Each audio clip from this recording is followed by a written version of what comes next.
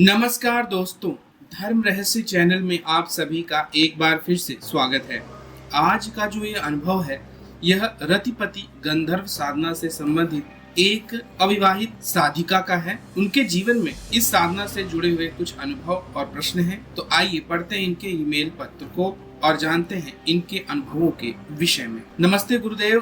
गुरुदेव, मैं 26 वर्षीय अविवाहित कन्या हूँ। आपके चैनल से पिछले 7 से 8 महीने से जुड़ी हुई और यकीन मानिए गुरुजी, आपके चैनल से जुड़ना मेरे जीवन की किसी बड़ी उपलब्धि से कम नहीं है। जब से मुझे आपका यह चैनल मिला है, लगता है सालों की खोज मेरी पूरी हुई, क्योंकि आप हर प्रश्न का इतना सही प्यार से उत्तर प्रदान करते हैं, मानो लगता है कि हम सच में आपसे जुड़े हुए। बचपन से ही मैं बहुत से पौराणिक किताबें और ग्रंथ पढ़े थे। बचपन से ही मुझे तंत्र मंत्र पुराणों को पढ़ने और उनकी गहराई को समझने का बहुत शौक था और मैं हमेशा इन सभी चीजों के लिए कौतूहल से भरी रहती हूँ। गुरुजी, मैं अपने घर के बाहर रहकर जॉब करती थी। पिछले साल मेरी जॉब बदलने की मैंने सोची और जॉब छोड़ दी, जो कि मैं कर भी रही थी, और घर वापस आ गई। नया जॉब ज्वाइन करने से पहले 4-5 महीने मैं खाली ही बैठती थी। इन्हीं खाली समय में मैंने कुछ ऑनलाइन क्लासेस भी ज्वाइन की, साथ साथ जॉब भी ढूंढने लगी। क्लासेस के कारण मैं फिर से व्यस्त हो गई। गुरुजी, एक दिन अचानक YouTube पर स्क्रॉल करते हुए मैंने भैरवी साधना के विषय में देखा। उसके बाद तो जैसे मेरे लिए कोई अलग दुनिया ही खुल गई। इन सब के बीच भी मुझे आपका चैनल मिला। मैंने और पता किया तो मुझे यक्ष, किन्नर, भैरव, अप्सरा, गंधर्व सबके बारे में पता चला। गुरुजी, कहीं से भी दीक्षित नहीं हूँ, किंतु हाँ, बचपन से ही पूजा पाठ इत्यादि जप करती रहती हूँ। इसी के बीच मैंने शक्ति और साधनाओं के बारे में जानना शुरू कर दिया। इन्हीं साधनाओं के बीच मुझे रतिपति गंधर्व साधना के विषय में पता चला। पहले तो मैं यक्ष साधना का सोचा, फिर पता चला कि ये शक्ति नकारात्मक प्रभाव भी दिखा देती है। इसलिए मैंने गंधर्व साधना चुना, क्योंकि मैं कभी स्वयं का नुकसान नहीं देख सकती थी। सुना था कि मैंने, और गुरुजी, जब मैंने नौकरी छोड़ी तब किसी ने कहा, पंचमुखी हनुमान कवच का रोज पाठ किया करो, इससे जीवन में सकारात्मकता आती है। गुरुजी, मैं बचपन से ही हनुमान जी महाराज को अपने बड़े भाई के रूप में नियमित पूजा करती रहती हूँ, जिसमें हनुमान चालीसा और हनुमान अष्टक भी शामिल है। मैं उनसे बिल्कुल वैसे ही बात करती हूँ जैसे कोई अपने बड़े भाई से करता है, तो मुझे डर तो लगता नहीं था किसी भी चीज से। मैंने रोज कवच पाठ करना शुरू कर दिया। मुझे पाठ करते हुए 1 से 2 महीने हो गए थे। जिज्ञासा के कारण अब मैंने साधना शुरू करने का सोचा। ज्यादा लंबी नहीं, बस एकांत महीने वाली। मुझे पता था कि दर्शन तो होंगे नहीं, क्योंकि इसमें तो बहुत समय लगता है और मैं कोई साधक साधिका तो हूँ नहीं। मैं किसी शुभ दिन के इंतजार में थी। तभी अक्टूबर में एक चंद्र ग्रहण था। सुना था कि ऐसे समय की साधना जल्दी फल प्रदान करती है। गुरुजी, मैंने कोई एक वीडियो या ब्लॉग फॉलो नहीं किया था। बहुत सारे वीडियो देखे थे और अलग अलग ब्लॉग पढ़े थे, तो मैं आपको सटीक विधि लिखी थी यह तो नहीं बता पाऊंगी, पर हाँ, जो मैंने किया मैं वही बता रही हूँ। चंद्र ग्रहण वाले दिन सुबह स्नान करके घर के ही मंदिर में 11 माला महामृत्युंजय मंत्र का जाप किया। भगवान शिव से आज्ञा मांगी, उन्हें पुष्प चढ़ाए। उसके बाद जैसी मेरी दिनचर्या थी वैसी ही चली। ठीक फिर रात को 10 बजे के बाद मैंने अपने रूम में अपनी साधना शुरू की। गुरुजी, मैं मुंह हाथ धो के लाल रंग का आसन पर स्फटिक की माला जिसमें 21 मोती थे बैठ गई।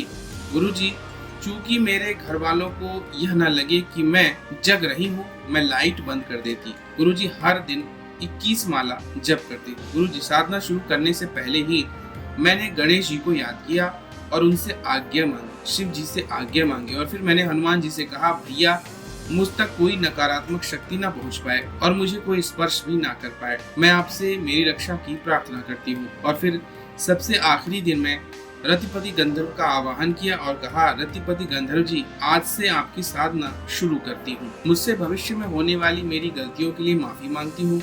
मैं आपकी किसी भी प्रकार की सिद्धि नहीं चाहती, ना ही किसी प्रकार की कोई मनोकामना पूर्ति के लिए यह साधना कर रही हूँ। मुझे बस आपके एक बार दर्शन करने हैं। अगर आप सत्य हैं तो एक बार दर्शन करा दीजिएगा। आप अगर मेरे आसपास आते हैं तो कृपया मित्र रूप में पधारिएगा और मेरे शरीर को स्पर्श न कीजिएगा। और यदि आपको मेरी कोई भी बात क्रोधित कर रही हो तो मुझे ना समझ मानकर क्षमा कर दीजिएगा देवता। गुरुजी, ना तो मैंने दिया जलाया, ना ही कोई फोटो अपने सामने रखी, ना ही कोई भोग चढ़ाया। मैं मंत्र जाप शुरू किया। गुरुजी, मैं रोज इसी तरह सबसे आज्ञा लेती और मंत्र जाप की आज्ञा लेती और मंत्र जाप पूर्ण होने पर फिर से क्षमा मांगती और धन्यवाद देती। शुरू के 3-4 दिन तो कुछ भी नहीं हुआ। फिर मैं जब मंत्र पढ़ती थी, कुछ माला जाप के बाद मेरे रोंगटे खड़े हो जाते और मेरा दिल बहुत तेजी से धड़कने लग जाता था। मुझे लगा मंत्र पढ़ते हुए मेरी ऊर्जा बढ़ती है, शायद इसीलिए। फिर गुरुजी, ठीक 15वें दिन के आसपास मुझे सोते हुए झटके लगने शुरू हो गए। जैसे कि जब मैं सोती थी तो कोई उठा देता और झटके के साथ उठ जाती।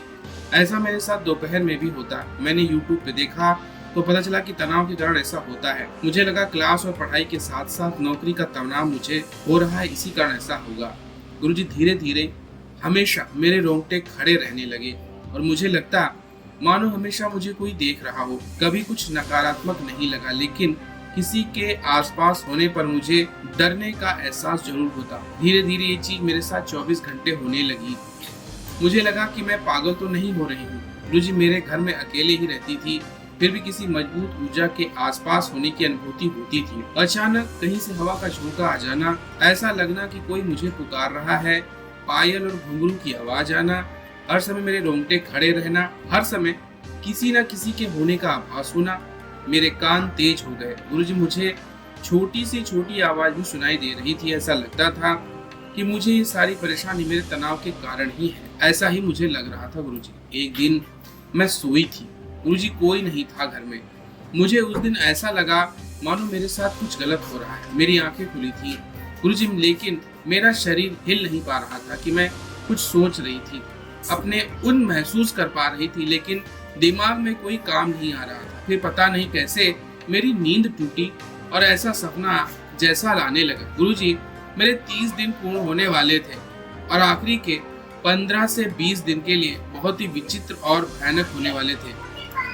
जैसे कि मैंने बताया था कि मुझे डर नहीं लगता था, पर अब मैं डर रही थी, थोड़े खौफ में भी थी। ये क्या है? पर बार बार खुद को लगता कि तनाव का कारण है। इसी बीच एक रात मेरी साधना में मैं बैठी थी गुरुजी, मेरे नेत्र बंद थे। गुरुजी, हमने दिन जप करते हुए बंद आंखों से ही मुझे लग रहा था कि मैं कहीं केवल अंधकार में हूँ। मुझे कुछ नहीं सोचने वाली बात आ रही थी। मुझे अंधकार में कुछ नहीं दिख रहा था। फिर चलते हुए एक बहुत तेज रोशनी सी दिखाई दी। रोशनी सुनहरे रंग की थी। जैसे ही उस रोशनी में प्रवेश किया, मैं एक उपवन जैसे स्थान में पहुंच गई, जहाँ हरी हरी घास, पेड़, फूलों के पौधे, एक झरना भी था। गुरुजी, मैं बहुत भौचक्की रह गई थी कि मैं कहाँ आ गई। गुरुजी, मैं इधर उधर देखने लगी और फिर चलने लग गई। तभी मैंने एक तरफ देखा तो वहाँ 5 से 6 पुरुष थे जो बिल्कुल देवताओं की तरह ही थे और आभूषण पहने हुए थे। उन्होंने सब सफेद रंग का पहना हुआ था। 6 फीट से ज्यादा की ऊंचाई, गोरा रंग, चौड़ी छाती, ऊपर से नीचे सफेद रंग में उनकी ज्वेलरी भी सफेद रंग की ही थी। वो सब गोल बनाकर कुछ बोल रहे थे। मुझे 2-3 लोगों की पीठ दिख रही थी जो मेरी तरफ पीछे करके खड़े थे और बाकी के 1-2 लोग वहीं खड़े थे, पर मुझे किसी का चेहरा नहीं दिख रहा था। वो मुझसे काफी दूर थे। उनको मेरी उपस्थिति का एहसास हुआ। वो बात करते करते रुके और मेरी तरफ देखा। उनमें से एक मेरी तरफ आए। गुरुजी, उनकी हाइट 6 फीट के आसपास की थी, उससे ज्यादा की ही रही होगी, क्योंकि मैं खुद 5 फीट के ऊपर हूँ और मैं खुद को छोटा महसूस कर रही थी। बहुत ही मनोहर चेहरा, कोई देखे तो बस देखता ही रह जाए। उनका चेहरा इतना सुंदर था गुरुजी कि नजर ही नहीं हट रही थी। वो धीरे धीरे चल के मेरे पास आए और मुझे देखकर हंसने लगे, जोर जोर से। उनकी हंसी बिल्कुल वैसी ही थी जैसे कि जब कोई बड़ा किसी बच्चे की शैतानी या उसकी गलतियों को देखकर हंसता है ना, ठीक वैसे ही। मैं अवाक रह गई। उनकी सुंदरता देखकर मैं वैसे ही मंत्रमुग्ध हो रही थी, पर उनकी हंसी के कारण मुझे बुरा लग रहा था। मुझे वो चिढ़ा रहे थे। मेरी सूरत थोड़ी रोने वाली भी बन गई, फिर भी वो हंस रहे थे। कुछ देर हंसी के बाद वो शांत हुए, मुझे स्नेह के भाव से देखा, मुस्कुराए। बस उन्होंने मुस्कुराते ही मेरी आंखें भी खुल गई और मैंने खुद को अपने कमरे में मंत्र जाप करते हुए देखा। मुझे कुछ समझ में नहीं आया। मैंने फिर से आंखें बंद कर ली, शायद फिर से वही सब कुछ दिख जाए, लेकिन गुरुजी, फिर से कुछ नहीं दिखा। मुझे फिर से वहाँ न कोई सपना आया और मुझे यह भी लगा कि यह मैंने खुद से इमेजिन कर लिया। फिर इमेजिन करने की कोशिश की, पर वह नहीं हुआ। इसी तरह मैंने 30 दिन पूरे किए और अंतिम दिन उनसे क्षमा प्रार्थना की। गुरुजी, साधना खत्म होने के बाद मेरी नींद के झटके, आवाज आना, खुद का नाम सुनाई देना जैसे कोई पुकार रहा हो, यह सब अपने आप ही बंद हो गया। हाँ, झटके अब कभी कभी लगते हैं, पर गुरुजी मुझे अभी भी ऐसा लगता है कि कोई पास है। और सबसे ज्यादा जब मैं हनुमान जी का कवच का पाठ करती हूँ, मेरे रोंगटे खड़े हो जाते हैं। गुरुजी, मेरे इस अनुभव को कृपया इस पर प्रकाश डालिए। मेरी कुछ शंकाएं भी, उनको भी हल कीजिए। गुरुजी, यह सब मेरी कोरी कल्पना मात्र थी। मुझे जो कुछ भी लग रहा था, जो सब मुझे जिनके दर्शन हुए वह सब, और अगर ये सब मेरी कल्पना नहीं थी तो मुझे ऐसे दर्शन कैसे दे दिए? मैंने तो कोई नियम का सही से पालन भी नहीं किया। वो हंस क्यों रहे और वह मेरा नाम क्यों पुकार रहा था? वो कौन था और वो पायल की आवाज किसकी थी? लेकिन कभी कभी ऐसा लगता है कि कोई स्त्री भी पुकार रही है। क्या मैं उनसे दोबारा मिल सकती हूँ? क्योंकि अगर वो सत्य में है तो मुझे अपना मित्र बनाना है। और मुझे अब पूजा करते हुए थोड़ा भय क्यों लगता है? अभी किसी के होने का एहसास क्यों होता है? और जो शक्ति मेरे साथ गलत करने की कोशिश कर रही थी वो कौन थी? क्योंकि मैंने तो प्रार्थना की थी, हनुमान जी, क्या हनुमान जी की दीक्षा ले सकती हूँ मैं? शादी के बाद कोई दिक्कत तो नहीं होगी? गुरुजी, कृपया मेरी आप बीती जरूर YouTube पर डालिएगा, यदि आपको यह डालने लायक लगे। उसके लिए भी मैं आपसे माफी मांगती हूँ कि मेरी हिंदी टाइपिंग अच्छी नहीं है। मेरा नाम पता लिख रही हूँ, कृपया इसे पब्लिक ना कीजिए। तो ये था इनका अनुभव। निश्चित रूप से आपको जो अनुभव हुआ है वह पूरी तरह सत्य है और इसी तरह के अनुभव होते हैं। यह गंधर्व महाराज ही थे और जिन्हें देखकर आप बहुत खुश हुई, उनकी सुंदरता देख के आप खुश हुई। स्त्री के रूप में जो चीजें दिखी वह अप्सरा थी, क्योंकि उनके साथ जो अप्सरा रहती हैं वह सब भी वहाँ आती हैं जहाँ साधना हो रही होती है। भय इसलिए लगता है क्योंकि शक्तियों के जब ऊर्जा आपके शरीर की ऊर्जा से जुड़ती है तो हमारे शरीर को अपने आप दूसरी शक्तियों का आभास होता है, जिसकी वजह से डर लगना स्वाभाविक सी बात है। यह आपकी कोई कोरी कल्पना नहीं थी, बल्कि ध्यान में आपने रतिपति गंधर्व महाराज को देखा था और उन्हीं को देख करके ये सब आपको इस तरह का अनुभव हुआ था। आप सबसे पहले गुरु मंत्र की दीक्षा लीजिए, उसके बाद इस तरह की साधना कीजिए, तभी आप सफलता प्राप्त करेंगे और इससे आपकी ऊर्जा का लेवल भी बढ़ जाएगा, ताकि आपको डर भी ना लगे और कोई शक्ति आप पर हावी भी ना हो। हनुमान जी की वजह से आपकी रक्षा हुई, लेकिन हनुमान जी की वजह से ही सिद्धि में भी संकट है, क्योंकि हनुमान जी और प्रेम प्रसंग के देवता गंधर्वों के बीच में बिल्कुल एक दूसरे से विपरीत गुणों का आचरण देखने को मिलता है। तो आप गुरु मंत्र की दीक्षा लीजिए, उसके बाद आप चाहें तो हनुमान जी की भी मंत्र दीक्षा ले सकती हैं, लेकिन गुरु मंत्र की दीक्षा से हनुमान मंत्र का प्रभाव वैवाहिक संकट नहीं उत्पन्न करेगा, क्योंकि हनुमान जी स्वयं ब्रह्मचारी हैं और यह साधनाएं भी आपके लिए नुकसानदेह नहीं होंगी, क्योंकि यह भी प्रेम और श्रृंगार रस प्रधान साधनाएं हैं और इन साधनाओं से हर प्रकार के पारिवारिक और जीवन साथी से मिलने वाले सुखों में वृद्धि होती है। इनसे अगर आपको मित्रता करनी है